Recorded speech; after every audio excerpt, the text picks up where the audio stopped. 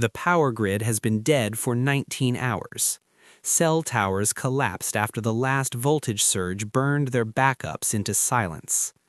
Your neighbor is still outside trying to heat soup with a car battery and confidence. The temperature just dropped another 10 degrees, and every window on your street is now a black mirror reflecting nothing back. You have about 3 hours before your core body temperature starts negotiating its resignation. No worries, we're going to fix this using physics, trash, and questionable life choices. Most people in this situation make the same mistake. They build a shelter that feels like a house, something tall, something spacious, something you could almost pretend is normal life. And that's exactly how they freeze. Your body at rest produces around 100 watts of heat. That's not a furnace. That's a weak light bulb trying to warm a warehouse. So when you build a big shelter, you're not creating comfort. You're creating a heat dilution chamber. More airspace means more air to heat, more surface area for that heat to escape, and more tiny drafts sneaking in to steal it. So instead of warming yourself, you're warming the night. It's like trying to survive inside a cardboard cathedral. Impressive shape, completely useless. Then comes the second mistake. Fire will save me. People drag some sticks inside, light a fire, and feel like they've solved the problem. Warmth, light, comfort. Except that fire also eats oxygen, produces carbon monoxide, and broadcasts your location like a glowing signal flare. Carbon monoxide binds to your blood about 200 times more efficiently than oxygen. You don't feel it, you don't smell it, you just get sleepy. Then you get quiet. Then you stop being a problem. Congratulations, you just built a cozy, glowing coffin. Fire is a tool. It is not a blanket. Next mistake, comfort design. People look for flat ground, wide openings, easy access, because that's how we build things in normal life. But normal life is gone. Wind doesn't care about your comfort. Wind cares about pressure differences. Cold air sinks into low ground, flows through open entrances, and strips heat off your body through convection.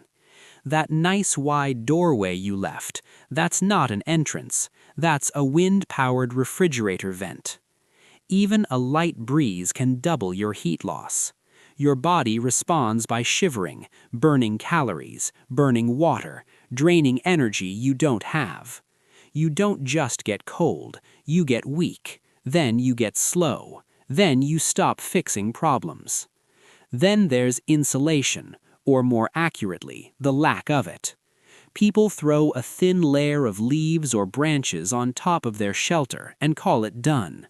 But insulation isn't about material, it's about trapped air. You need thickness, you need density. You need layers that hold still air in place. A thin layer of leaves isn't insulation, it's camouflage for your hypothermia. You need 30 to 60 centimeters of packed natural material around you, leaves, grass, debris, thick enough to slow heat escaping from your body into the night.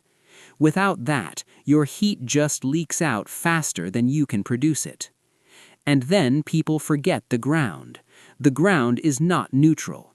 The ground is a massive cold battery that charges itself using your body heat. You lie directly on it, and it pulls heat from you all night through conduction. It doesn't get full. It doesn't get warm. It just keeps taking. Sleeping directly on the earth is like hugging a giant cold stone that is actively draining your life away. You need a barrier, a thick bed of leaves, branches, grass, anything to lift your body off the ground and trap air beneath you, because losing heat from below is one of the fastest ways to drop your core temperature.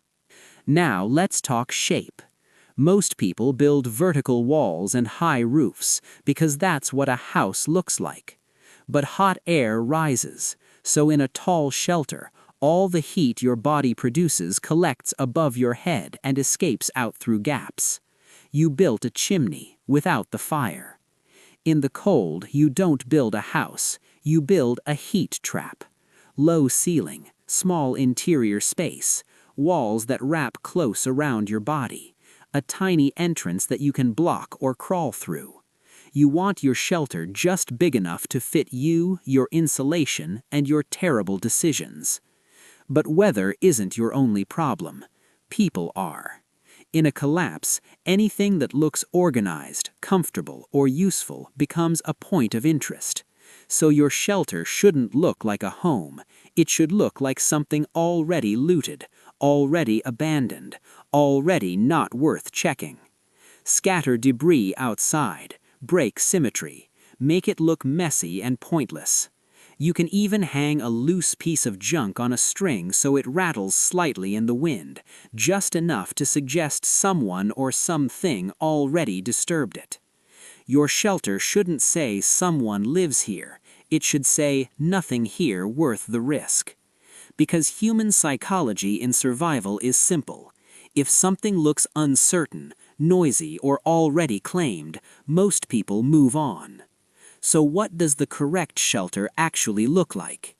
It's small, just bigger than your body, low to the ground so heat stays around you, thickly insulated on all sides with packed natural material, built facing away from the wind, with a raised bedding layer underneath you to stop ground heat loss, a tiny entrance that can be blocked to reduce airflow. No open flames inside unless you actually know how to vent smoke and gas, which most people don't. And from the outside, it looks like trash, because you are not building comfort. You are building a controlled pocket of survivable air inside an environment that is actively trying to erase you. Shelter in a collapse isn't architecture, it's thermodynamics. Heat flows from warm to cold. Air moves from high pressure to low. Your body is a weak heat source trying to resist a massive system that always wins in the long run.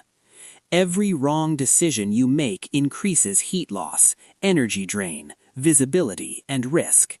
And in cold environments, you don't lose in dramatic ways. You lose slowly, quietly, while your body shuts down systems one by one to keep your core alive. The people who make it through the night aren't the strongest. They're the ones who lose the least heat, waste the least energy, and make themselves the least interesting thing in the area. Because in the end, you're not trying to be invincible. You're just trying to be harder to kill than the environment around you.